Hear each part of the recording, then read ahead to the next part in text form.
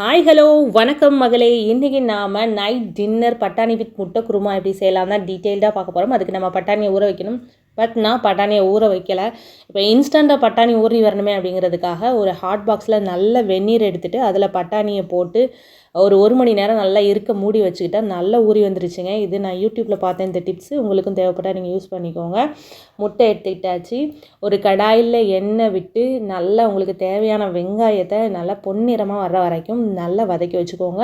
இந்த ஸ்டேஜில் நீங்கள் தக்காளி சேர்த்துக்கோங்க. உங்களுக்கு தேவையான கிரேவிக்கு தேவையான தக்காளி சேர்த்துட்டு நல்லா ரெண்டையும் வதக்கி தனியாக எடுத்து வச்சுக்கோங்க. இதுக்கிடையில் நாம் சப்பாத்தி மாவு பிசைஞ்சு வச்சிடலாம். ஸோ நம்ம கிரேவி ரெடி ஆகிறதுக்குள்ளே சப்பாத்தி மாவு ஊறி வரும். நாம் வதக்கி வச்சு அந்த தக்காளி வெங்காயத்தை ஃபைன் பேஸ்ட்டாக அரைச்சி எடுத்துக்கலாம். நீங்கள் இந்த மாதிரி சூடாக அரைக்காதீங்க, ஆற வச்சு அரைங்க.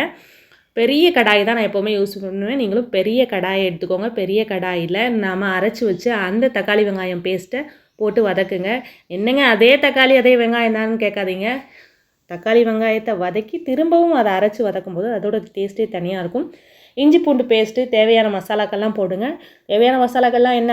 மிளகாய்த்தூள், மிளகுத்தூள், மஞ்சத்தூள், மல்லித்தூள், எது தேவையோ கரம் மசாலா எல்லாம் போட்டுக்கோங்க. நான் இஞ்சி வெள்ளைப்பூள்லே பட்டை கிராம்பு ஏலக்கெல்லாம் போடுறதுனால போட மாட்டேன்.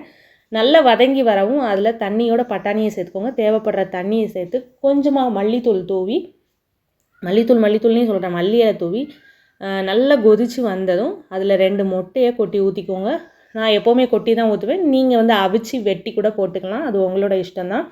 நல்லா மூடி வச்சுருங்க. கையோட தீயையும் சிம்மில் வச்சுருங்க. சரியா? அப்போ தான் உங்களுக்கு முட்டை அடியில் பிடிக்காது. பாருங்கள் எப்படி முட்டை வெந்து வந்திருக்குன்னு. பட்டாணி மசாலா நல்லா ரெடி ஆகிடுச்சு. பசங்கள்லாம் பசியோட ஆர்வமாக இருக்காங்க. அப்படியே இதை மூடி வச்சுட்டு நம்ம சப்பாத்தியை போட்டு எடுத்துக்கலாம்.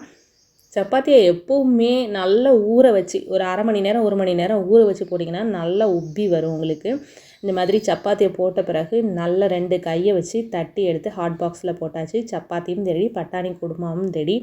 இந்த மாதிரி சப்பாத்தியை எடுத்து வச்சு ஒரு குழியில் முட்டையை அப்படியே எடுத்து வச்சு இன்னொரு குழியில் பட்டாணி மசாலாவை எடுத்து வச்சு மதியம் பொரிச்ச மீன் 2-3 துண்டு இன்னொரு குழியில் எடுத்து வச்சு இன்னொரு குழி காலியாக இருக்குது அதில் கொஞ்சம் எதையாவது வச்சு அதுக்கப்புறம் முட்டை மசாலாவோட சப்பாத்தியை பிச்சு தொட்டு சாப்பிட்டா அப்பா வயிறு நிறைஞ்சா மாதிரி இருக்கும். எங்கள் வீட்டில் எல்லாருக்குமே இப்படி ஒரு தட்டு உண்டு.